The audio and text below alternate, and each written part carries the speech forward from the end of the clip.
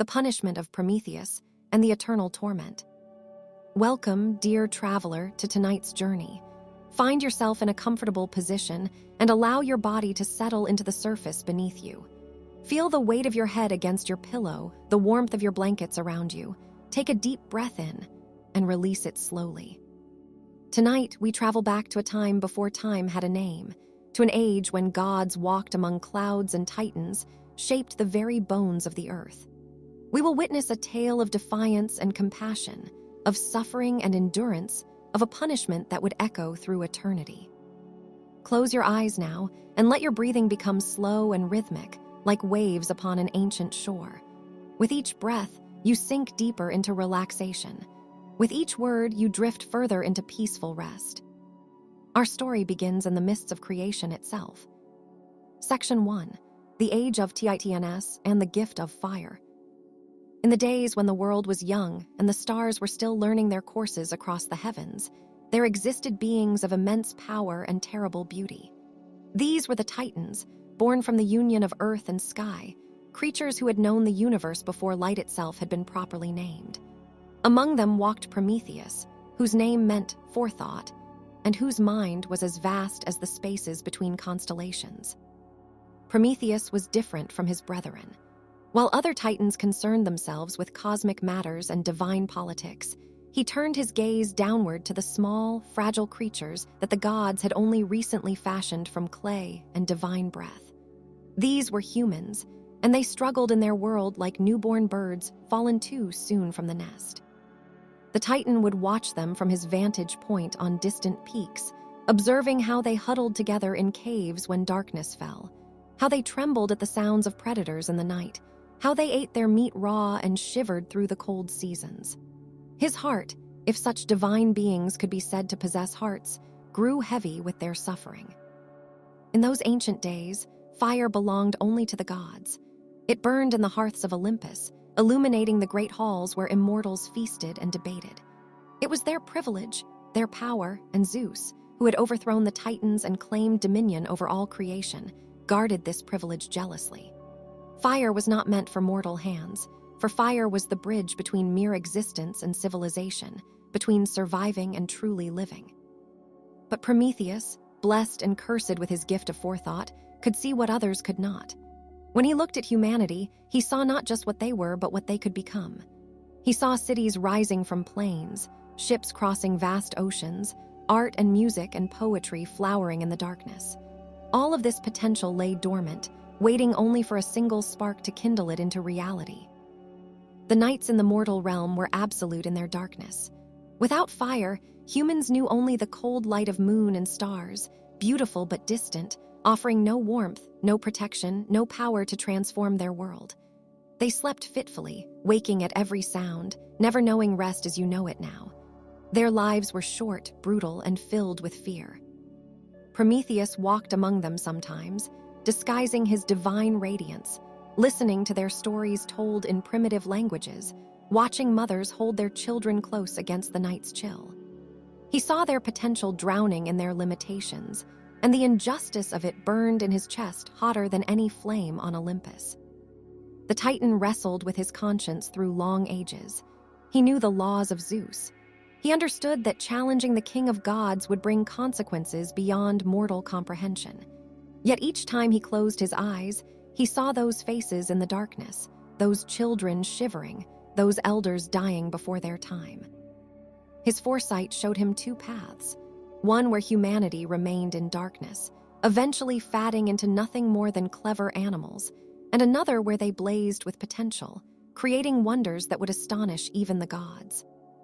The decision, when it finally crystallized in his mind, was both sudden and inevitable, like a star choosing at last to collapse into brilliant supernova. Prometheus would defy Zeus. He would steal fire from Olympus and deliver it into mortal hands, regardless of the cost to himself. The preparation for this theft required cunning that matched his courage. Olympus was not a place one simply walked into and out of unnoticed. The palace of Zeus stood at the summit of the sacred mountain, surrounded by clouds that were themselves alive and watchful. Guards, both visible and invisible, patrolled the approaches. The other gods moved through the halls at all hours, pursuing their own mysterious purposes. But Prometheus had dwelt among the gods since the beginning of time. He knew their routines, their blind spots, their moments of distraction. He waited for the perfect opportunity, patient as mountains, watching the patterns of divine life as a hunter might watch the movements of prey. The moment came during one of Zeus's great feasts, when the gods gathered to celebrate some triumph or another. The details matter little now, lost as they are in the depths of time. The halls of Olympus rang with laughter and music. Nectar flowed freely, and ambrosia was consumed in great quantities. The gods, despite their wisdom and power, were prone to the same forgetfulness that comes with celebration and distraction. Prometheus moved through the palace like a shadow, his divine form cloaked in intention and determination. He made his way to the sacred hearth where the eternal flame burned, the first fire, the mother of all fire, tended by Hestia herself. The goddess of the hearth was at the feast, and the flame danced alone, unguarded, never imagining that anyone would dare approach it with theft in their heart. The Titan had brought with him a hollow fennel stalk, for fennel burns slow and steady, capable of carrying an ember for hours without being consumed. It was a plant that grew in both mortal and immortal realms, a bridge between worlds. In later ages, mortals would wonder at this detail, speculating on its symbolic significance, but in that moment, Prometheus thought only of practicality and stealth. He reached into the sacred flame, feeling its heat, not the heat that burns mortal flesh, but a deeper warmth that was the essence of transformation itself. The fire recognized him, as all elements knew the titans who had helped shape the world. For a heartbeat, the flame seemed to hesitate, as if aware of the magnitude of what was about to occur. Then Prometheus captured a burning coal within his fennel stalk, sealing it inside, and the deed was done. The theft itself was silent, witnessed only by the shadows cast by the firelight on Olympus's marble walls. But in that instant, the course of history shifted. The axis of fate tilted. What had been separated, the divine and the mortal, the powerful and the powerless, began to blur at the edges. Prometheus left Olympus with the same stealth that had carried him in. He descended from the sacred mountain, traveling back down to the realm where humans made their meager existence. The journey took him through realms of clouds and mist, past the homes of lesser spirits who watched with curious eyes, across the boundary between divine territory and the mortal world. He found them as he always did, gathered in their caves, speaking in low voices, preparing to endure another night of darkness and cold. Imagine their faces when this stranger appeared among them, tall and commanding, bearing something they had never seen before, a light that moved, that danced, that radiated warmth and power and possibility. Prometheus taught them how to nurture this gift, how to feed flames with wood and keep them burning through the night, how to use fire for warmth and cooking, how to harden their primitive tools in flame. He stayed with them for days, ensuring they understood this precious knowledge, watching as wonder and joy spread across their faces like dawn breaking over a new world. The first night that humanity slept warm beside their own fires, Prometheus stood at a distance and watched. He saw children sleeping peacefully, no longer waking at every sound. He saw elders smiling as they warmed their aching joints. He saw the first stirrings of something new in human eyes, not just survival, but ambition, curiosity, the beginning of dreams that reached beyond mere existence. The Titan knew that Zeus would discover the theft. His foresight had already shown him glimpses of what was to come. But in that moment, watching the firelight dance in human eyes, he felt no regret. Some gifts are worth any price. Some defiances are necessary, even when the cost is suffering beyond measure. As you breathe slowly in and out, picture those ancient fires crackling softly in the darkness. Feel their warmth. Know that this gift, given so long ago at such terrible cost, continues to warm you even now. Let that warmth spread through your body, relaxing every muscle, easing every tension. The fires burned on earth, and in heaven something stirred. Section 2. Zeus's discovery and divine fury. High above the mortal realm, seated upon his throne of gold and lightning, Zeus first noticed the change as a faint smell carried on the wind, the scent of smoke where no smoke should be. The king of gods lifted his head from the matters that occupied his attention. his brow furrowing like storm clouds gathering on the horizon. Something was different in the world below. Something had changed without his command, without his knowledge, without his permission. He rose from his throne and walked to the great windows of his palace, those openings that looked out upon all of creation. His eyes, which could see across vast distances, focused on the mortal realm. And there, scattered across the landscape like fallen stars, he saw them. Fires, dozens of them, hundreds. Small points of light blooming in the darkness where only darkness should dwell. The realization hit him with the force of a thunderbolt from his own hand. Someone had given fire to humanity. Someone had defied his decree.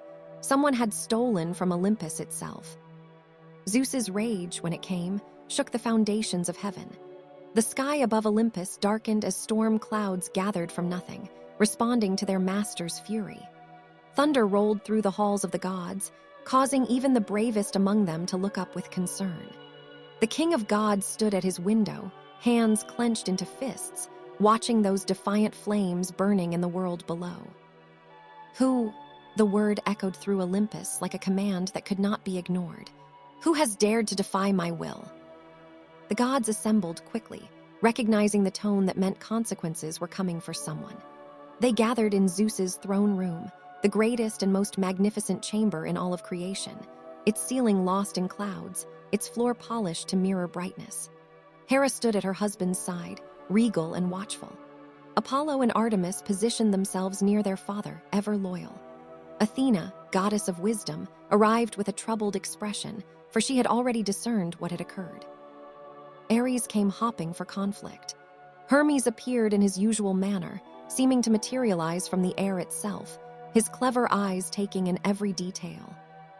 "The mortals have fire," Zeus announced, his voice carrying the weight of absolute authority. "Sacred fire, stolen from our very hearth. This is not a gift they developed on their own. Someone has given it to them. Someone among us or someone who still remembers the old ways has committed this theft."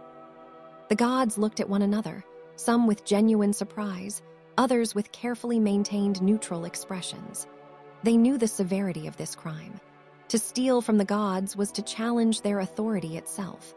To give power to mortals without divine approval was to upset the careful balance that Zeus had established after the great war with the Titans. It was Hephaestus, god of the forge, who first spoke the name they all were beginning to suspect. "Father, if I may," the fires below burn with a quality I recognize. This is not some crude flame struck from flint. This is fire from our own hearth. And there is only one among the Titans who still walks freely, who has both the knowledge and the care for mortals to attempt such a thing. "Prometheus," Zeus said, and the name fell like a stone into still water, sending ripples through the assembled divinity. Athena stepped forward, her voice measured and calm. "Father, if it is indeed the Titan, we must consider his motivations. Prometheus has always shown unusual interest in humanity. He helped shape them from clay in their earliest days. Perhaps he acted from compassion rather than defiance." But Zeus wheeled on his daughter, eyes flashing with barely contained storm. "Compassion? There is no compassion in defiance. There is no nobility in theft. I am the king of gods, and my laws are absolute. If every Titan and every god acted on their personal compassion without regard for divine order, chaos would return. We fought a war to prevent chaos. We established order. That order has been broken." Hera's voice, cold and sharp, cut through the tension.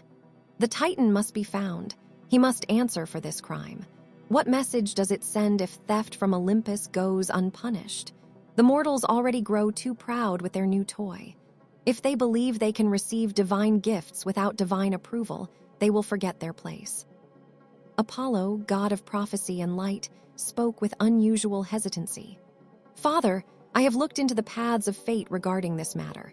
What Prometheus has done cannot be undone. Fire will spread through the mortal world, now like seeds on the wind. To take it back would require destroying humanity itself, and I know you have plans for them." "Plans that required them to remain as they were," Zeus replied, but his tone had shifted slightly, from pure rage to something more complex, fury mixed with calculation. "The Titan has disrupted the natural order accelerated processes that should have taken eons. But you speak truth, Apollo. Fire cannot be taken back now. The theft is permanent, which means the punishment must be equally permanent. Hermes, ever the messenger, ever the observer, raised a hand. Shall I summon Prometheus to face judgment? Zeus shook his head slowly, a terrible smile beginning to form on his face. No, let him remain where he is for now. Let him watch humanity play with his gift. Let him see what his compassion has wrought. We will come for him in our own time, and when we do, the punishment will be such that it echoes through eternity as a warning to any who might consider defying my will again. The gods fell silent, recognizing in Zeus's tone that his decision was made. There would be no trial, no debate, no mercy.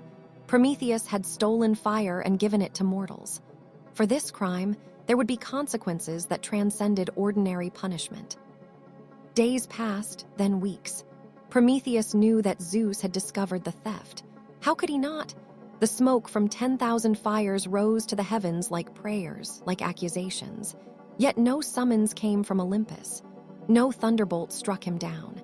The silence from the realm of gods was more ominous than any threat could have been. The Titan spent this time among humans, teaching them more about their gift.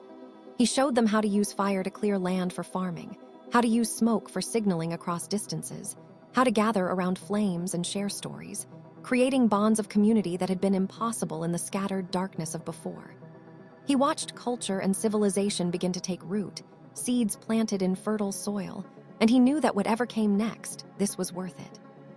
But his gift of foresight, that same ability that had shown him humanity's potential, now began to show him fragments of his own future. Chains, stone, an endless horizon. Pain renewed each day like a wound that could never heal. He saw these visions and accepted them as one might accept the coming of winter, inevitable, harsh, but part of the greater cycle. One evening, as the sun set and humans across the world lit their fires against the coming darkness, Prometheus stood on a high peak and looked toward Olympus. The sacred mountain glowed in the distance, crowned with clouds and divine light. He knew his time of freedom was drawing to a close. He could feel the attention of the gods focusing on him like heat through a lens, intensifying, preparing to burn. It was worth it, he said to the empty air, to the wind, to whatever forces might be listening. It is worth it. The next morning, they came for him. Hephaestus arrived with a company of divine servants, carrying chains forged in the heart of Olympus's greatest forges. The god of crafts and fire looked upon Prometheus with an expression of profound sadness, for Hephaestus understood creation, and he knew what Prometheus had done was an act of creation as surely as any sculpture or invention. Zeus has decreed your punishment, Hephaestus said, his voice rough as grinding stone. I am to be your jailer, though it grieves me. You are to be taken to the farthest edge of the world, to the Caucasus Mountains where no mortal and no god dwells. There you will be bound in chains that cannot be broken, fixed to stone that cannot be moved. This is to be your home until the end of time itself. Prometheus nodded slowly. I understand, and the nature of this imprisonment. Hephaestus looked away, unable to meet the Titan's eyes. Each day an eagle will come. Each day it will feast upon your liver. Each night your liver will regenerate, for you are immortal and cannot die. The punishment will continue day after day for eternity. This is Zeus's will. The assembled god servants shifted uncomfortably. Even divine beings, accustomed to the harsh justice of Olympus, felt the weight of this sentence. This was not mere imprisonment. This was calculated, endless torment. Then let us begin, Prometheus said simply. Let no one say that the Titan who gave fire to humanity flinched from the consequences of his compassion. Breathe deeply now and let the tension in this story flow out of you. We are approaching the heart of our tale, but you are safe here, warm and comfortable. Let the ancient drama wash over you like distant thunder, awesome but not threatening, drawing you deeper into peaceful rest. The journey to his eternal prison was about to begin. Section 3. The journey to the Caucasus Mountains. The chains that would bind Prometheus were works of terrible beauty, forged by Hephaestus himself in the divine forges beneath Mount Olympus. They were made not of ordinary metal, but of adamant, a material that existed only in the realm of gods, unbreakable and eternal. Each link was inscribed with symbols of binding, spells woven by Hecate herself to ensure that no magic, no strength, no cunning could ever break them. These chains were not meant to restrain the body alone, but to bind fate itself, ensuring that Prometheus would remain exactly where Zeus decreed until the very end of time. Hephaestus, the craftsman god, limped through his workshop carrying these chains, feeling their weight not just physically but morally. He was a god who understood creation, who knew the joy of bringing forth something new into the world. What Prometheus had done, giving fire to humanity, was an act of creation that Hephaestus recognized in his very bones. Yet he was bound by his own chains, invisible ones made of duty and filial obligation. Zeus had commanded, and Hephaestus, despite his sympathies, would obey.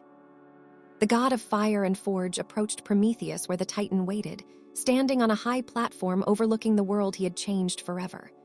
Below them, the sun was setting, and across the mortal realm, fires were being lit. Thousands of them now, like stars fallen to earth, marking human settlements, human progress, human dreams. "Give me your hands," Hephaestus said quietly, holding up the first set of chains. His voice was thick with emotion he struggled to contain. Prometheus extended his hands without hesitation, wrists together, accepting what was to come.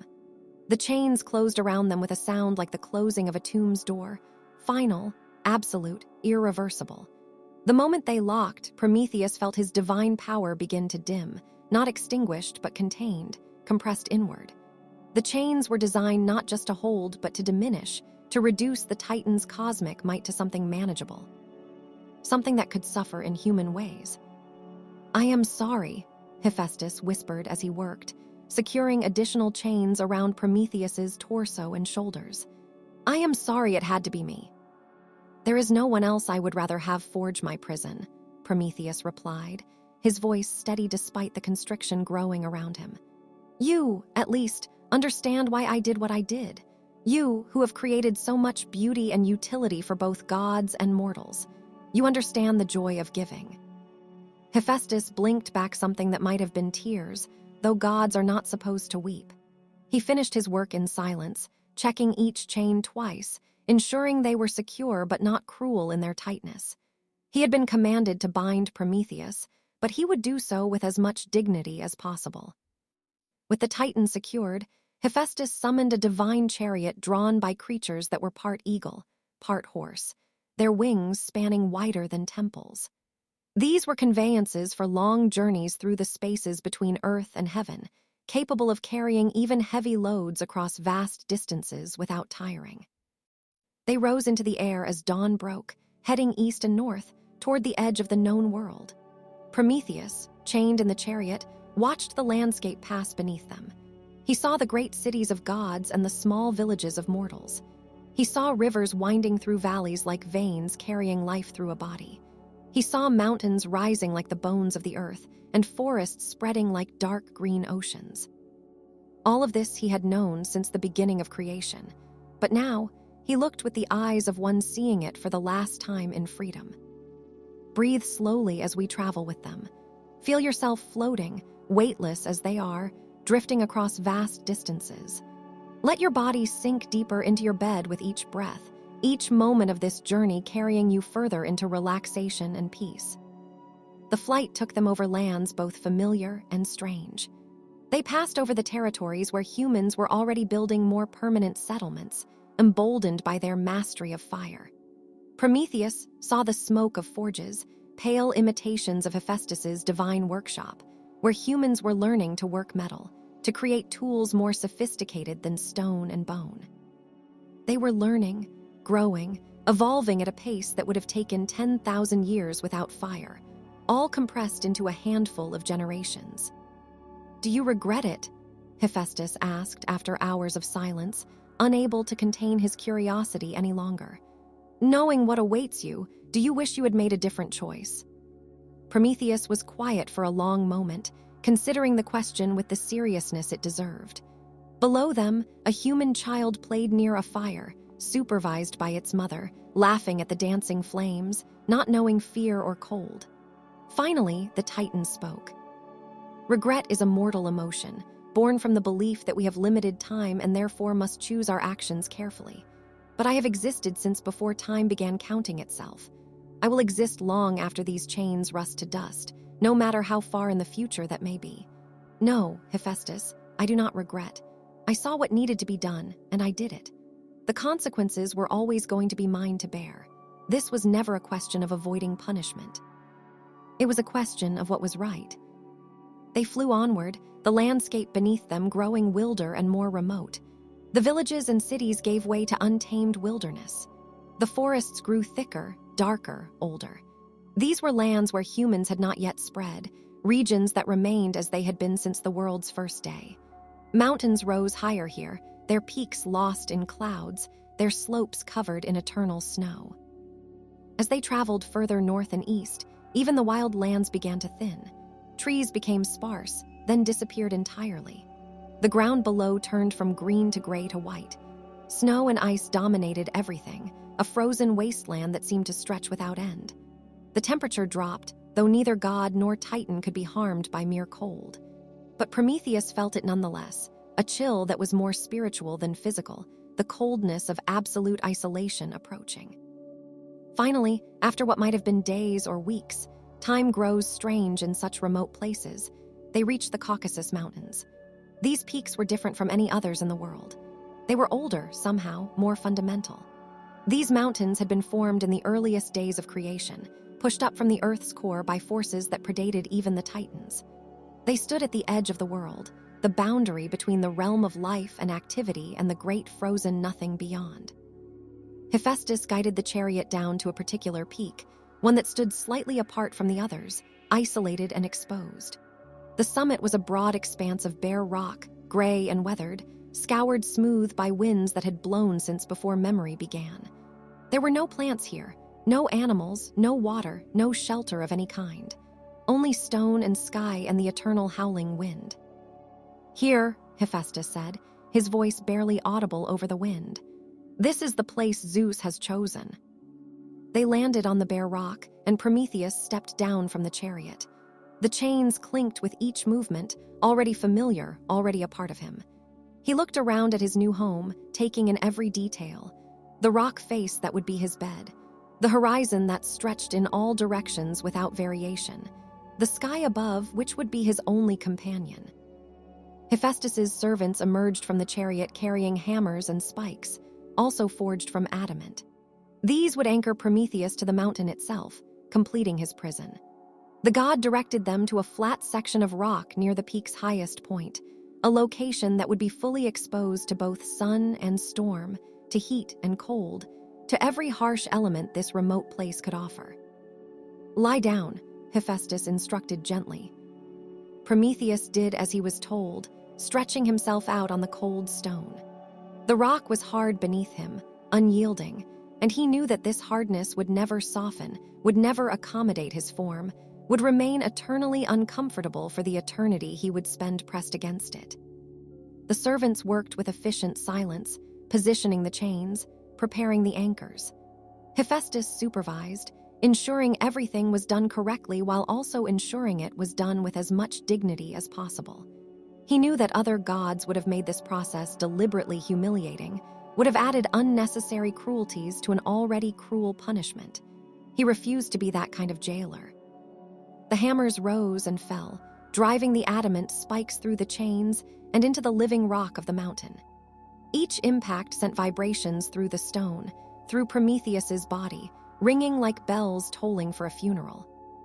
The chains were fixed at 4 points, both wrists, spread wide, and both ankles, ensuring that Prometheus would remain in a position of complete vulnerability, unable to protect himself from what was to come. When the work was complete, Hephaestus dismissed his servants and knelt beside the bound Titan. "The eagle will come with the dawn," he said quietly. "It is a creature specially created for this purpose, born from Zeus's will and fed on divine nectar to make it immortal like yourself. It knows only hunger and the command to feed. Do not try to reason with it. Do not expect mercy from it." "I understand," Prometheus replied. "Will you tell me one thing before you go?" "If I can. The humans, will they remember? Will they know what was paid for the fire they now take for granted?" Hephaestus was silent for a long moment. Then he nodded slowly. Yes, I will ensure that your story is told. I will whisper it to the poets and the prophets. Humanity will know the name Prometheus and what he sacrificed for them. Your suffering will not be forgotten. The god of the forge stood, preparing to leave. He looked down at the bound Titan one last time. I am truly sorry, old friend, if there was any other way. There was not, Prometheus said. We both know that. Go now, Hephaestus. Return to your forges and create beautiful things. Let that be enough resistance against the cruelty of the world. Hephaestus nodded, unable to speak. He climbed into his chariot, and the eagle horses spread their wings. They rose into the air, circling once above the peak where Prometheus lay bound, and then they flew west, back toward Olympus, growing smaller and smaller until they were just a speck, and then nothing at all. Prometheus was alone. The wind howled across the peak, carrying with it the scent of snow and stone and emptiness. The sun crawled across the sky, indifferent to the drama playing out on this remote mountain. The chains held fast, unyielding. Time began its slow work, seconds accumulating into minutes, minutes into hours. The first night approached, and with it, the stars emerged, brilliant in this remote place far from any fire but those burning on the distant earth below. Prometheus looked up at them, old friends from the days when he had helped hang them in their courses. They looked back at him with their ancient, uncaring light. Feel yourself settling like Prometheus settled, accepting the comfort of your bed as he accepted his stone. But where he found only hardness, you find softness. Where he faced endless torment, you face only peaceful sleep. Breathe deeply and let this contrast comfort you. You are safe, warm, moving deeper into rest with each passing moment. The first night was the longest Prometheus had ever known, and it was only the beginning. Section 4, the Eternal Torment BGNS. The first night on the mountain lasted an eternity and an instant, as all first nights in strange places do, amplified 1,000-fold by the knowledge of what the dawn would bring. Prometheus lay upon his stone bed, unable to move more than a few inches in any direction, the chains holding him in perfect, calculated restraint. Above him, the stars wheeled in their ancient dance, constellations he had known since before they had names, before humans had looked up and drawn pictures in the sky with their imaginations. The cold of the high mountain seeped into him, not painful exactly. Gods and titans feel temperature differently than mortals, but present, insistent, a constant sensation that would never vary, never lessen. The stone beneath him was hard in ways that transcended mere physical hardness. It was the hardness of eternal things, of objects that would outlast ages, that would remain unchanged when civilizations rose and fell in the valleys far below. Prometheus found himself thinking about time in ways he never had before. He had existed since nearly the beginning of all things, had witnessed epochs pass like seasons, had seen stars born and die. But that time had been filled with movement, with purpose, with choice. Now, choice had been stripped away. There would be no movement, no change, no decision to make except one, to endure or not to endure. And for an immortal being, the choice not to endure was not really a choice at all. As the night progressed, his mind wandered through memories. He remembered the first time he had seen humans, newly created, stumbling and confused in their garden paradise. They had been innocent then, knowing nothing of suffering or death, kept like children in a cosmic nursery. He had watched them grow, watched them be cast out of paradise, watched them struggle and adapt and survive. Even then, before the fire, he had loved them for their resilience, their refusal to simply lie down and accept defeat. The sky began to pale in the east, that subtle shift from black to gray that precedes true dawn. Prometheus's breathing changed, becoming slightly faster, though he fought to control it. Fear was beneath him, he told himself. He was a titan. He had faced down gods in battle. He had defied Zeus himself. What was one eagle, even a divine one? But the body, even a divine body, has its own wisdom about pain and threat. His muscles tensed, pulling against the chains, accomplishing nothing. The restraints held with absolute certainty, mathematical in their precision. He could move his head, could breathe, could speak if there had been anyone to speak to. Everything else was bound, immobile, vulnerable. The sun broke the horizon, and the world filled with light. For just a moment, it was beautiful. The way the rays struck the snow on distant peaks, turning them gold and pink, the way shadows retreated into crevices and valleys. Prometheus, who had seen countless sunrises, noticed this one with particular intensity, knowing it might be the last he truly appreciated before pain became his constant companion. Then he heard it, a sound in the distance growing closer. Wings, large wings beating the air with powerful strokes. The eagle was coming. It appeared first as a silhouette against the rising sun, growing larger with each passing second. The bird was enormous, far larger than any eagle that flew in the mortal world. Its wingspan stretched wider than the chariot that had brought Prometheus here. Its feathers gleamed like bronze in the morning light, and its eyes, those eyes held an intelligence that was not natural, not animal. This was a creature born from Zeus's will, crafted for a single purpose, and it knew that purpose with absolute clarity. The eagle circled once, twice, 3 times above the peak, observing its prey with those terrible, knowing eyes. Then it descended, landing on the stone beside Prometheus with a thud that shook the mountain. Up close, the creature was even more magnificent and terrifying. Its beak was curved and sharp as any blade forged in Hephaestus's workshop. Its talons, each as long as a man's forearm, scraped against the stone with a sound like swords being drawn. Prometheus met the eagle's gaze. "I will not beg," he said, his voice steady. "I will not scream. Do what you were created to do." The eagle tilted its head, studying him with what might have been curiosity or might have been the simple calculation of a predator planning its attack. Then, without ceremony, without warning, it struck. Pain exploded through Prometheus's body as the eagle's beak tore into his side, beneath his ribs, seeking the organ that Zeus had designated as the focus of this eternal punishment.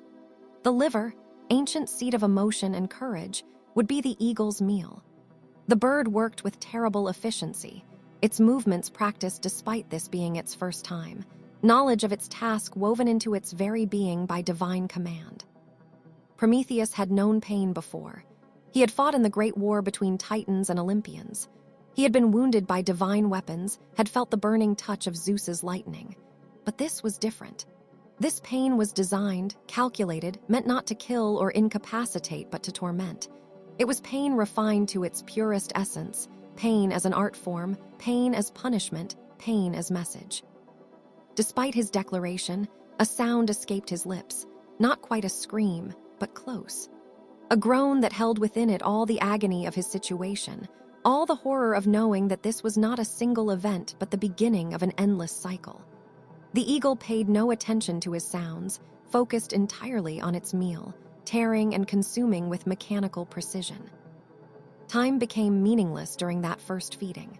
Prometheus existed only in the eternal present of agony, unable to think beyond the next moment, the next heartbeat, the next tearing sensation. His divine nature meant he remained conscious throughout, unable to find the merciful escape of unconsciousness that a mortal might have achieved. He was forced to experience every second, every detail, every nuance of his punishment. Finally, after what might have been minutes or hours, the eagle finished its meal. It stepped back, blood staining its bronze feathers, and regarded Prometheus with those intelligent, emotionless eyes. Then it spread its wings and took flight, circling once more before heading away toward whatever roost Zeus had prepared for it, where it would wait until the next dawn. Prometheus lay gasping, his body screaming with pain, his divine ichor seeping from the wound. For a mortal, such an injury would mean death within minutes. For him, it meant something else entirely. He could already feel his immortal body beginning to respond, the wound starting to close, tissue regenerating, the liver that had been consumed beginning to grow back, cell by cell, slowly but inexorably. This was the genius of Zeus's punishment. Not just the pain of the wounding, but the knowledge that it would heal, that by nightfall he would be whole again, ready to be torn apart once more at the next dawn. The cycle would repeat every day forever. No escape, no reprieve, no hope that time would lessen the agony. Each day would be as terrible as the first. As the hours passed and his body healed, Prometheus had time to think, to process what had just occurred. The pain gradually dulled from excruciating to merely agonizing, then to a deep, throbbing ache. By midday, when the sun stood directly overhead, he could breathe normally again, could move his fingers and toes, could turn his head without feeling like his entire body was tearing apart. The isolation was its own form of torture. There was nothing to look at but sky and stone, nothing to hear but wind and, occasionally, the distant cry of some bird far below. No one to speak with, no distraction from his thoughts and his anticipation of the next dawn. Time stretched before him like an infinite desert, each second a grain of sand in an endless hourglass. As the sun crawled across the sky with agonizing slowness, Prometheus began to understand the full dimensions of his punishment. It was not just the physical pain, though that was considerable. It was the mental anguish of anticipation, the knowledge that every sunset brought him closer to the next sunrise, the next eagle, the next herring. It was the isolation, the silence, the absolute absence of anything that was not suffering or the anticipation of suffering. By sunset, when the sky turned brilliant shades of orange and purple, colors he had once thought beautiful but now saw only as harbingers of night and the approaching dawn, Prometheus was completely healed. His liver had regenerated fully. His wound had closed without even a scar. He was whole, perfect, ready to be destroyed again. That night, the second night, was worse than the first. Now he knew what was coming. Now he had memory to torture him alongside anticipation. He lay awake, unable to sleep despite exhaustion, for even immortals can feel weary, staring at the stars as they wheeled overhead, counting down the hours until dawn. But something unexpected happened as he lay there in the darkness. A sound reached him, faint at first, then growing stronger. The sound of waves, distant but unmistakable, and then a presence approaching from the direction of the sea. A figure materialized out of the darkness, ancient, dignified, with the bearing of one who had ruled before Zeus, before the current order. It was Oceanus, the Titan lord of the great river that encircled the world, one of Prometheus's own kind, one who had survived the war between Titans and Olympians by choosing neutrality, by accepting Zeus's rule. "Prometheus," Oceanus said, his voice like the sound of deep water flowing over smooth stones. "I have come." Prometheus turned his head as much as the chains allowed, surprised and oddly moved by this visit. "Old friend, you should not be here. Zeus will not look kindly on anyone who shows me sympathy." Oceanus settled onto the stone beside the bound Titan, his form shifting between solid and liquid, as was his nature. "I have come to offer counsel, not sympathy. Though I confess, seeing you like this grieves me. We are few enough, we survivors of the old days, without losing you to Zeus's vengeance." "I am not lost," Prometheus replied. "I am exactly where I chose to be." "That is precisely what I want to talk to you about," Oceanus said. "This stubbornness, this pride. Prometheus, Zeus is willing to be reasonable. I have spoken with him. If you would simply apologize, acknowledge his authority, show proper respect for the order he has established." "He would what?" Prometheus interrupted. "Release me. We both know that is not true. Zeus's pride is wounded. An apology now would be too little, too late. Perhaps not release you entirely, but maybe lessen the punishment. Transfer you to a more comfortable prison. End this daily torment with the eagle." Oceanus leaned closer, his expression earnest. "Pride is a cold comfort, my friend. You lie here proving a point that no one but you cares about. The mortals below do not know of your suffering. The gods above have already moved on to other concerns. Your defiance means nothing except more pain for you." Prometheus was quiet for a long moment, considering his old friend's words. There was wisdom in them, the wisdom of survival, of accommodation, of choosing the path of least resistance. It was this wisdom that had allowed Oceanus to survive the Great War, to retain his domain, to live in relative peace under Zeus's rule. "You are right," Prometheus said finally, and Oceanus's face brightened with hope. "My suffering serves no practical purpose. The fire has been given and cannot be taken back. My punishment changes nothing about what I did or its consequences. From a practical standpoint, there is no reason not to seek accommodation with Zeus."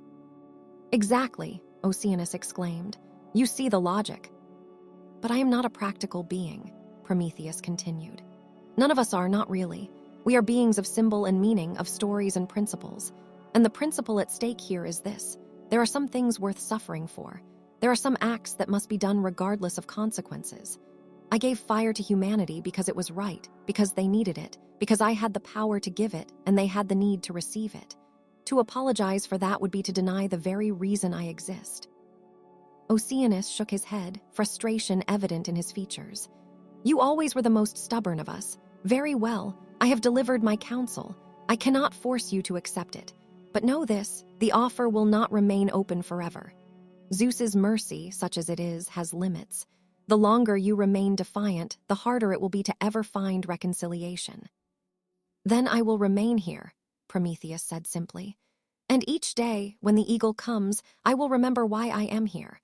I will remember the faces of humans sleeping warm beside their fires. I will remember children playing in the firelight, safe from the darkness. And I will know that it was worth it." Oceanus stood, preparing to depart. "You are a fool, Prometheus. A noble fool, perhaps, but a fool nonetheless. I hope your principles keep you warm on this cold mountain." "They do," Prometheus replied, "in ways that comfort never could."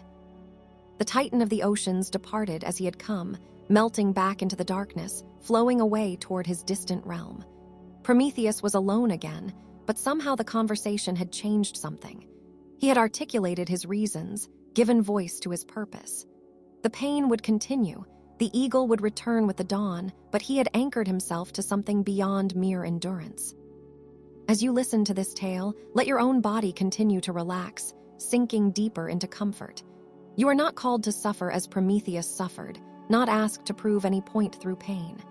Your only task is to let go, to drift, to allow sleep to claim you gently. Breathe slowly, deeply, and know that you are safe.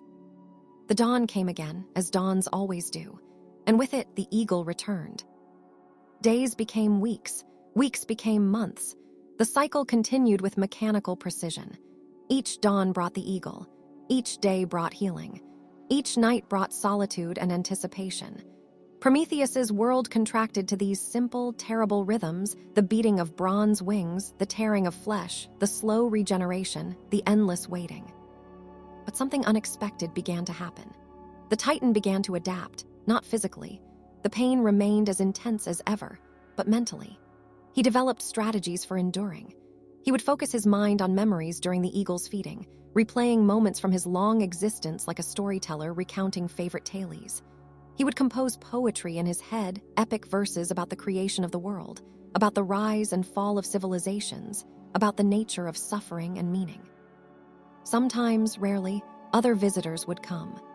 Hermes arrived once, ostensibly to check on the security of the prison, but really, Prometheus suspected, out of curiosity about how the Titan was managing.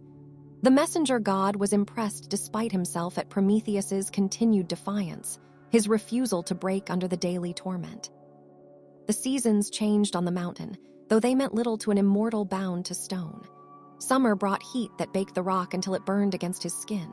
Winter brought snow that buried him in white silence, the eagle having to dig through drifts to reach its meal. Spring brought winds that howled across the peak with renewed vigor. Autumn brought nothing different, really. Just another season in an endless procession of seasons, marking time without meaning. Through it all, Prometheus endured. He became, in a strange way, more himself than he had ever been. Stripped of everything but his core identity, unable to act or move or do anything except exist and endure, he discovered depths within himself he had not known were there. He found strength not in his Titan nature, but in his choice, in the knowledge that he had acted rightly and would accept any consequence that came from that action. The isolation also brought unexpected gifts. With no external stimulation, his mind turned inward and outward in ways it never had before. He began to perceive time differently, to sense the flow of events in the world below with a clarity his gift of foresight had never achieved. He could feel humanity spreading across the world, carried on the back of his gift. He sensed their growing sophistication, their developing cultures, their first tentative steps toward greatness.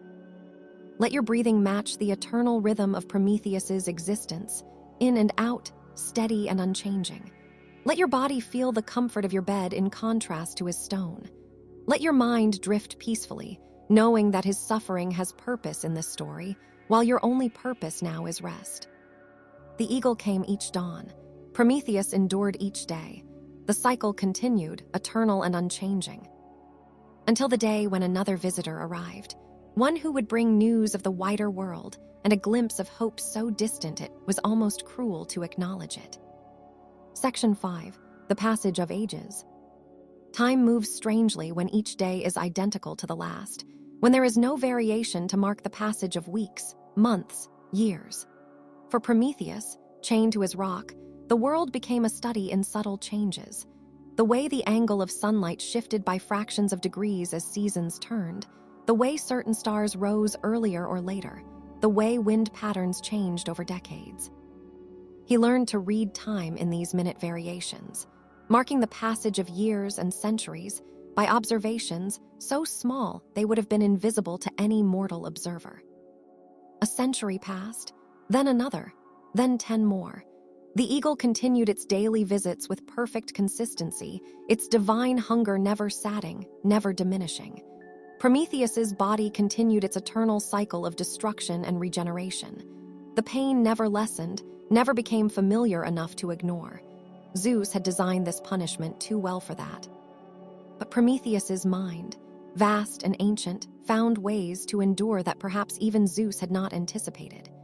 He began to use his gift of foresight in new ways, not looking forward to specific events, but perceiving the broad patterns of history as they unfolded. He could sense civilizations rising in the river valleys far below, could feel the birth of agriculture, the invention of writing, the slow but inexorable progress of human culture built on the foundation of fire. In his more difficult moments, when the pain seemed beyond bearing and the isolation threatened to crush his spirit, he would focus on these distant human achievements. A child learning to read by firelight, a smith crafting a tool of bronze, using techniques refined over generations, a family gathering around their hearth to tell stories, passing knowledge from old to young. These were the fruits of his suffering, and they gave him purpose. One day, or rather, one dawn, for all significant events in Prometheus's existence now happened at dawn. The eagle arrived as always, but it was not alone. Following behind the bronze-feathered creature was another being, moving with desperate haste, fleeing from something or toward something. Prometheus could not initially tell which. The figure stumbled onto the peak, and Prometheus saw it was a young woman, though there was something strange about her. Her eyes were wild, constantly moving, and small horns protruded from her forehead. She was beautiful despite her obvious distress, but hers was a beauty marked by suffering and transformation. "Please," she gasped, collapsing near the place where Prometheus lay bound. "Please, I need rest, just a moment. They are chasing me, always chasing me. I cannot stop, cannot rest." The gadfly never stops, never. "Peace," Prometheus said, his voice gentle despite his own circumstances. "You are safe here, at least for a moment. The eagle has already fed and will not return until tomorrow's dawn. Who are you, and what drives you to this remote place?" The young woman looked at him, truly seeing him for the first time, and her eyes widened in recognition and horror. "You are the Titan, Prometheus. I have heard your name whispered among the gods. What have they done to you?" "The same thing they always do to those who challenge their authority," Prometheus replied. "They have made an example of me, but you have not answered my question. Who are you?" "My name is Io," she said, her voice breaking. "Or it was Io. I am not sure what I am anymore. Zeus desired me, pursued me, and when Hera discovered his interest, she transformed me. Sometimes I am woman, sometimes cow, never fully either. And she sent a gadfly to torment me, to drive me ceaselessly across the world, never resting, never knowing peace." Prometheus felt a deep sympathy for this mortal woman caught in the careless cruelty of divine politics. Her suffering was different from his, but no less real, no less unjust. "Hera's jealousy is legendary," he said quietly. "You have my compassion, Io, though I fear I have little else to offer." "Can you see the future?" Io asked suddenly, hope kindling in her wild eyes. "They say you have that gift. Can you tell me if this torment will ever end? Will I ever be myself again?" Prometheus was quiet for a long moment, his gift of foresight reaching out, touching the threads of Io's fate. What he saw made him both sad and hopeful. "Your wanderings will take you far," he said finally. "You will travel to the ends of the earth, suffering greatly. But yes, Io, it will end. In Egypt by the Nile, Zeus will restore your form. You will bear his child, and from your line will come great heroes. Your suffering has purpose, even if it seems meaningless now. How long, she whispered. How long must I wander? Years, Prometheus admitted. But not forever. Your torment has an end. Mine does not. Io looked at him with new understanding, seeing her own suffering reflected and magnified in this ancient being chained to stone. Is there nothing that can free you? She asked. There is one way, Prometheus said slowly, his foresight showing him glimpses of a distant possibility. So far in the future, it was almost beyond even his ability to perceive. A hero will come, one born from your line, Io, many generations hence. He will be the greatest of all heroes, performing labors that seem impossible. And he will pass by this mountain on one of his quests. He will see the injustice of my punishment and will have the power to end it. What is his name? Io asked eagerly. This hero who will free you. Heracles, Prometheus said. Though he has not been born yet, will not be born for many generations. His mother's mother's mother has not yet been conceived. The wait will be long, Io, very long. The gadfly that tormented Io suddenly buzzed louder, and the young woman jerked as if stung. I must go, she said desperately. It will not let me rest, not even here. Thank you, Prometheus. Thank you for the hope. I will remember you. I will tell your story to those I meet in my wanderings. And I will remember you, Prometheus replied. May your suffering end swiftly, and may your descendants be great. Io transformed before his eyes, her human form shifting into that of a white cow, beautiful even in this changed state. She ran from the peak, the invisible gadfly driving her onward, and Prometheus watched her disappear into the distance, another victim of divine cruelty, another soul suffering for no sin of her own making. But she had left him something precious, a timeline. Before, his imprisonment had stretched before him as an undefined eternity, endless and without markers. Now he had a distant point to focus on, a hero who would come, who would have the power and the will to challenge even this divine punishment. It was hope of the cruelest sort, so distant as to be almost meaningless, and yet enough to give shape to the eternity before him. Centuries continued to pass. Prometheus marked them by the changes he could sense in the human world below. Bronze gave way to iron. City-states rose and fell. Wars were fought and forgotten. Empires expanded and collapsed. Through it all, the fires that Prometheus had given to humanity continued to burn, never extinguishing, spreading to every corner of the world. Sometimes, in his more contemplative moments between the eagle's visits, Prometheus would use his vast mind to follow individual human lives, watching them unfold like stories from beginning to end. He saw a farmer who lived and died never knowing anything but his small plot of land, yet who loved fiercely and raised children who carried his blood forward into time. He saw a poet who crafted verses of such beauty that they would be remembered for millennia, her words outlasting empires. He saw a child who died young from disease, mourned by parents whose grief was as deep as any god's. These human stories became his library, his entertainment, his connection to the world beyond his stone prison. He collected them like precious gems, thousands upon thousands of lives, each unique, each valuable, each possible only because he had given fire to their ancestors so long ago.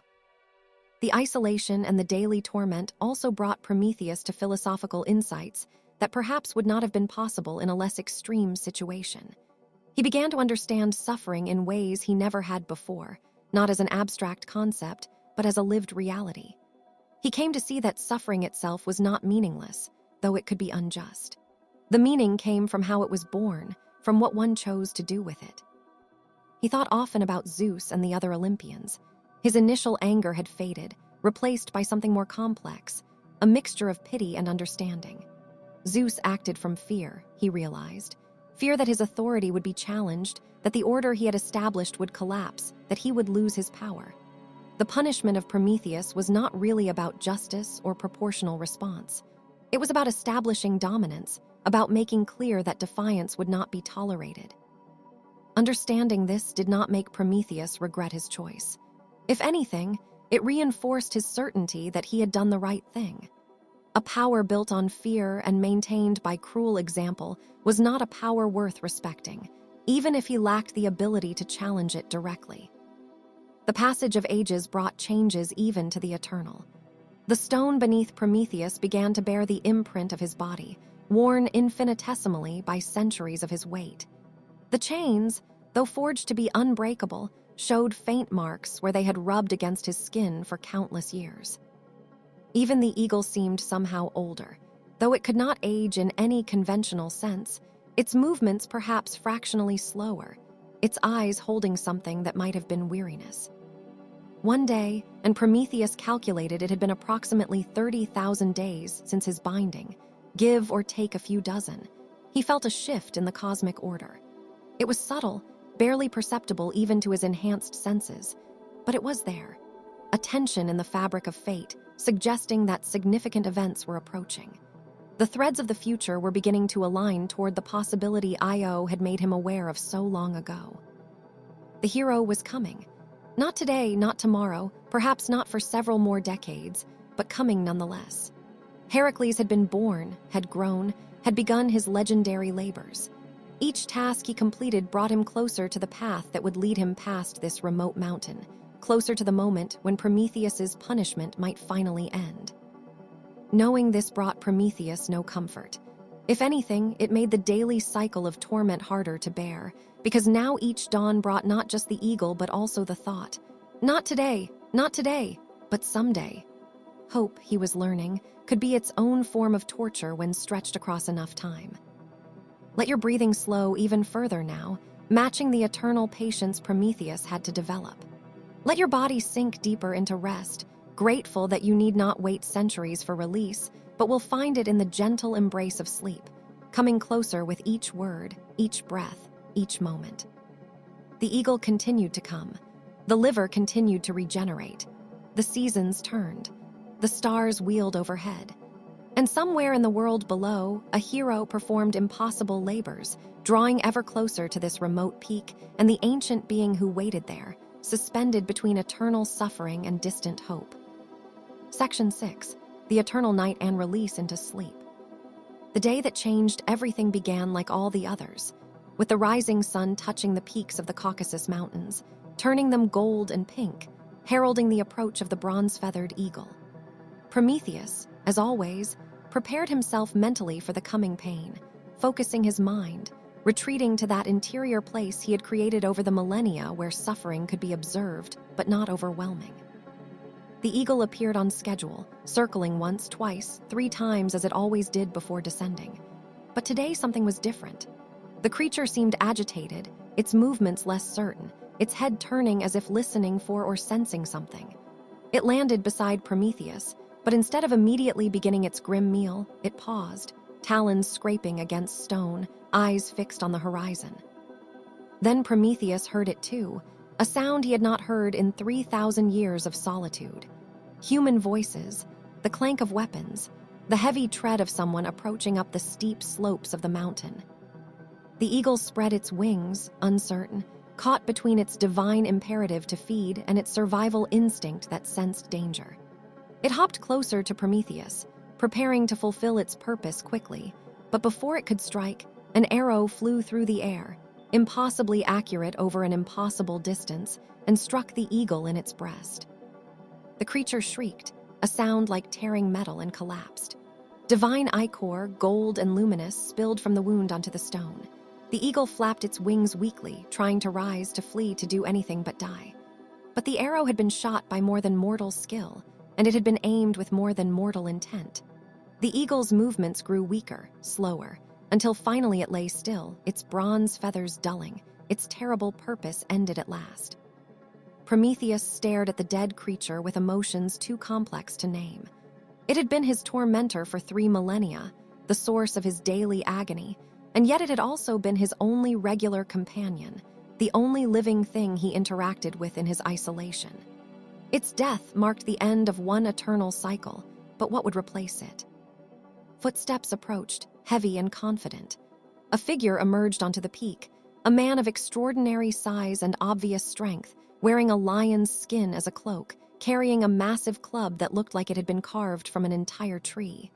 But it was the bow he carried and the quiver on his back that drew Prometheus's attention. These were no ordinary weapons. They glowed with a faint divine light.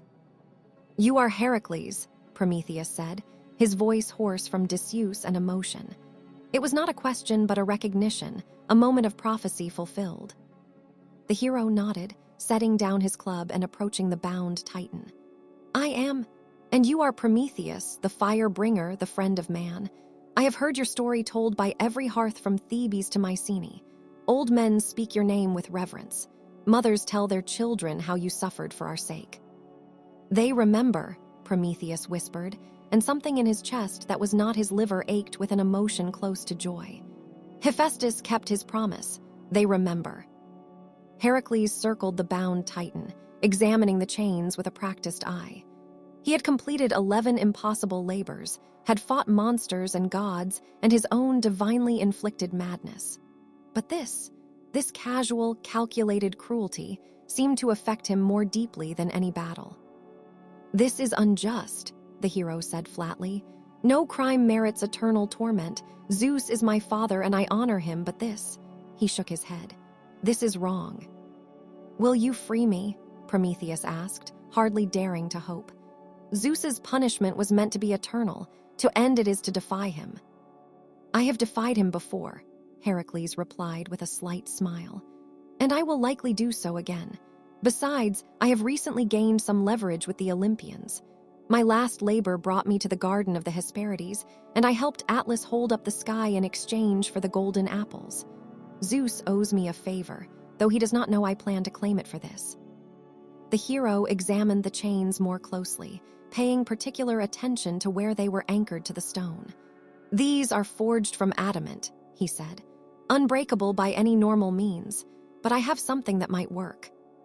From his belt, Heracles drew a knife that glowed with its own inner light. "This was a gift from Athena," he explained. "She did not say so explicitly, but I believe she meant for me to find you. The goddess of wisdom has never approved of her father's crueler judgments." "Athena argued for me?" Prometheus asked, surprised and touched. "She has always had a soft spot for those who give knowledge and fire to humanity," Heracles replied. "After all, she gave them the olive, taught them agriculture and weaving. You two are more alike than different." The hero placed the knife against one of the chains and began to cut. The adamant, which had held Prometheus for 3,000 years without showing the slightest wear, began to part under the divine blade's edge. It did not break easily or quickly, but it did break, and that was enough. Link by link, Heracles worked through the chains. It took hours, the sun climbing higher in the sky, then beginning its descent. Throughout the process, Prometheus lay still, almost afraid to move, afraid that this might be some elaborate dream or vision brought on by millennia of suffering. But it was real. The chains fell away, first from his left wrist, then his right. Then his ankles were freed. For the first time in 3,000 years, Prometheus was unbound. He sat up slowly, his body protesting movements it had not made in countless centuries. Every joint ached. Every muscle had forgotten how to work properly. He felt, bizarrely, weaker now than he had at any point during his torment. The chains had been terrible, but they had also been the structure around which he had organized his existence. Without them, he felt almost lost. Heracles helped him stand, supporting the Titan's weight as Prometheus took his first shaky steps. The world spun and tilted. The simple act of standing upright, of bearing his own weight, of moving freely, was overwhelming. "Easy," the hero said gently. "You have been still for a very long time. Your body needs to remember how to move." They stood together on the peak, the Titan and the hero, both figures of legend, both those who had defied Zeus for the sake of humanity, both who had suffered for it. The sun was setting now, painting the sky in those brilliant colors that Prometheus had watched for 3,000 sunsets, always from the same position, always with the knowledge of what the next dawn would bring. But this sunset was different. This sunset came with the knowledge that there would be no eagle tomorrow, no tearing, no regeneration. The cycle was broken. "What will you do now?" Heracles asked. Prometheus looked out over the world spread below, vastly changed from when he had last walked freely through it. He could see the smoke of countless fires, cities and towns and settlements spreading across the landscape like stars come down to Earth. Humanity had taken his gift and built a civilization with it. "I do not know," he admitted. "I have spent 3 millennia thinking only of endurance, of surviving one more day, one more dawn. I never allowed myself to truly think about what would come after, because I did not believe there would be an after." "Zeus will not be pleased," Heracles warned. "There will be consequences for both of us." "Let him be displeased," Prometheus said, and for the first time in thousands of years, he smiled. "What is he going to do? Chain me to another mountain? The worst has already happened, Heracles. I have endured the unendurable and survived. There is nothing left that Zeus can take from me except my existence itself, and if he does that, I will simply cease to feel pain. Either way, I win." Heracles laughed, a booming sound that echoed off the mountains. "You have not changed, Firebringer, still defiant, still unbroken." "Not unbroken," Prometheus corrected gently. "I broke 1,000 times on that stone, but I also healed 1,000 times. Perhaps that is what Zeus never understood, that breaking is not the same as being defeated. Each time the eagle tore me apart, each time I healed, I was choosing to continue. The healing was as much an act of defiance as the original theft of fire." They began the descent from the peak together, moving slowly to accommodate Prometheus's weakened state. The Titan looked back once at the stone where he had lain for so long. It looked smaller now, less significant, just a rock on a mountain, nothing more. The chains lay in pieces around it, already beginning to tarnish without their prisoner to bind. "Will you remove them?" Heracles asked, noticing Prometheus's gaze. "The chains, take them as a trophy or proof of what you endured." Prometheus shook his head. "Let them lie, let them rust and crumble to nothing over the ages. They are part of that stone's story now, not mine. My story continues." As they descended, Prometheus used his foresight one more time, looking into the possible futures branching out before him. He saw countless paths, countless possibilities. Some led to reconciliation with Zeus, an uneasy peace bought with tokens of submission.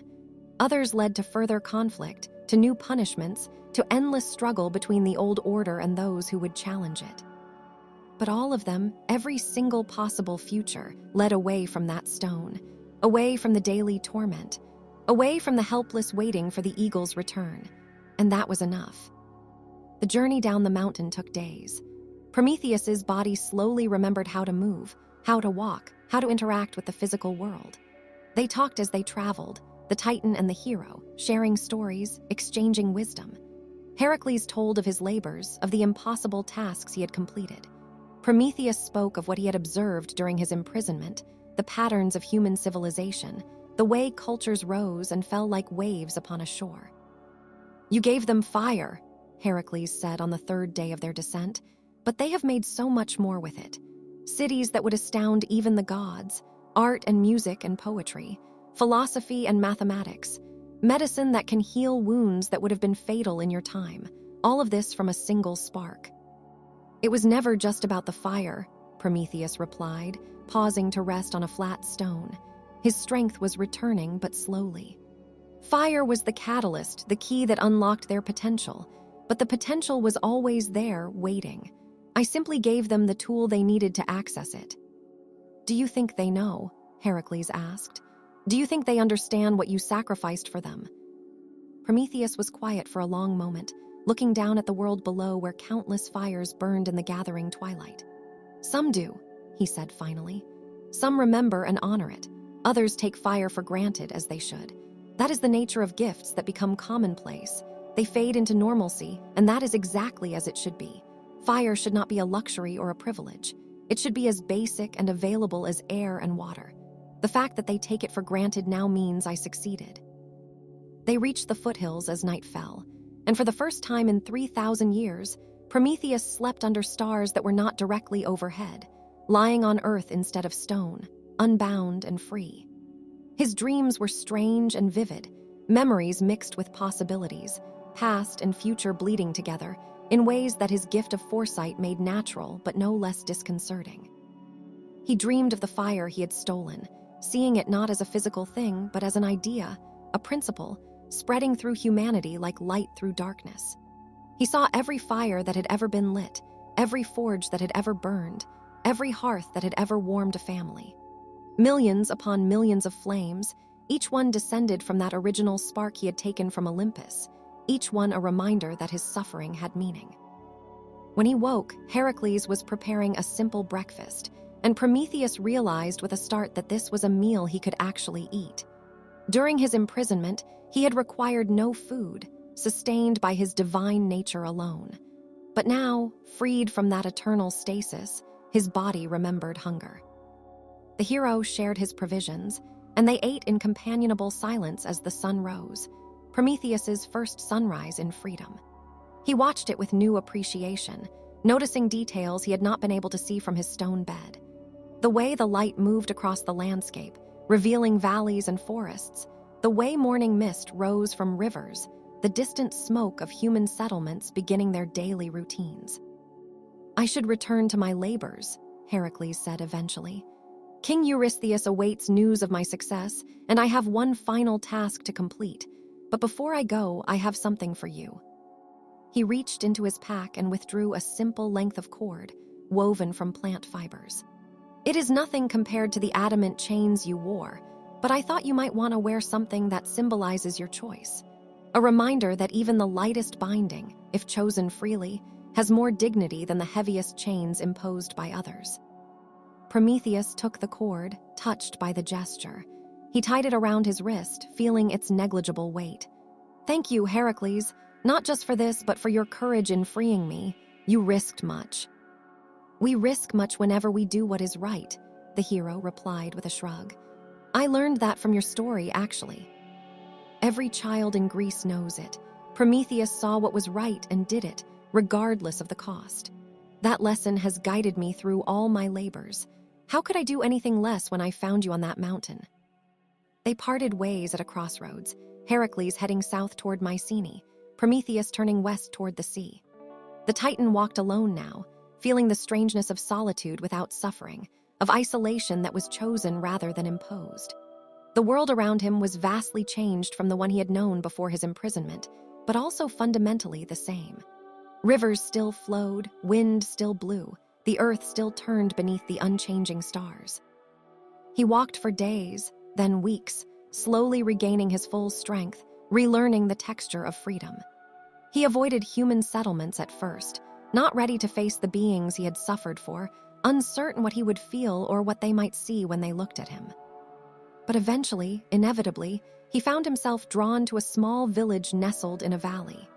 It was evening, and the villagers were lighting their fires for the night. He watched from a distance as families gathered around hearths, as children played in the flickering light, as elders told stories to anyone who would listen. One of the stories, he realized with a start, was about him. An old woman sat surrounded by children, her voice carrying in the quiet evening air.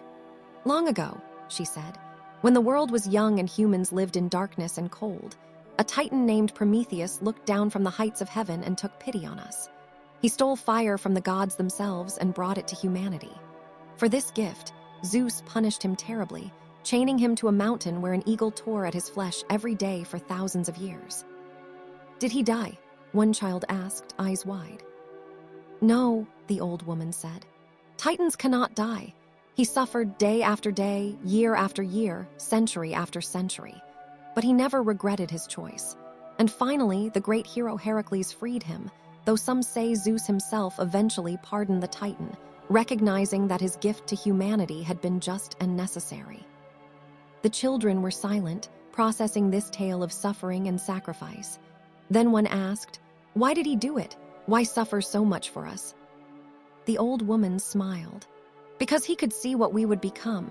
He saw cities and art and poetry. He saw everything we have built with his gift, and he knew it was worth the price." Prometheus felt something warm spreading through his chest. Not the heat of fire, but something equally powerful. The knowledge that he was remembered, that his suffering had been witnessed and honored, that his choice had meaning beyond even what he had imagined during those long years on the mountain. He stepped forward into the firelight, and the storyteller looked up at him. For a moment, their eyes met, and he wondered if she would somehow recognize him, if some ancient knowledge would tell her who he was. But she simply smiled the way villagers smile at travelers and gestured for him to join them. "Welcome, stranger. We were just finishing a story. Will you warm yourself by our fire?" "Thank you," Prometheus said, settling onto a log near the hearth. "I would like that very much." He sat among them, anonymous and content, feeling the warmth of the fire he had given them so long ago. The children eventually wandered off to play. The adults began discussing village matters, crops and weather, marriages and births, the small but important events that make up mortal lives. And Prometheus listened, absorbing these ordinary conversations like precious gifts. This, he realized, was what he had suffered for. Not the great cities or impressive achievements, though those were wonderful too. But these simple moments, families gathered around fires, sharing food and stories and warmth. The fundamental human experience of comfort and community, made possible by the flame that danced before them. As the night deepened and the fire burned lower, the villagers began to drift away to their homes. The old storyteller was one of the last to leave, banking the fire carefully so it would not die entirely, ensuring that coals would remain until morning when it could be rekindled. "Sleep well, traveler," she said to Prometheus. "May the fire keep you warm through the night." "It always has," he replied softly. When he was alone, Prometheus reached out and placed his hand close to the flames, feeling their heat, remembering. He thought of Olympus and Zeus, wondering if the king of gods watched him now, if there would be further consequences. But he found he did not care. The worst had already happened, and he had endured it. Everything else was simply life unfolding. He thought of the eagle, now dead, and felt a strange sadness for the creature that had been created solely to torment him. It had known nothing but hunger and violence, had existed only to inflict suffering. In a way, it had been as much a prisoner as he was, bound by its nature rather than by chains. He thought of Io, who had visited him so long ago, and wondered about her descendants. Heracles was one of them, as he had foreseen. How many others? How many human lives carried forward from that single suffering woman who had been tormented by gods and transformed by their cruelty? And he thought of the future, stretching out before him now in ways it had not while he was bound. His foresight showed him possibilities. A time when humanity would harness powers that would make fire seem like a child's toy, when they would light the darkness with lightning captured and tamed, when they would even begin to unlock the secrets of the stars themselves. All of this branching out from that single spark, that one act of defiance and compassion. The fire crackled, sending sparks upward into the night sky, and Prometheus watched them rise and fade, like brief lives burning brightly before returning to darkness. But each spark left its warmth behind, contributing to the greater heat, and that was enough. As you listen now, feeling the warmth of your own bed, the comfort of your own rest, let yourself drift as Prometheus drifted into his first free sleep in 3,000 years. Let your breathing become slow and deep, matching the rhythm of flames dancing in an ancient hearth. Let your body release all tension, knowing that you, like the fire bringer, are safe and warm.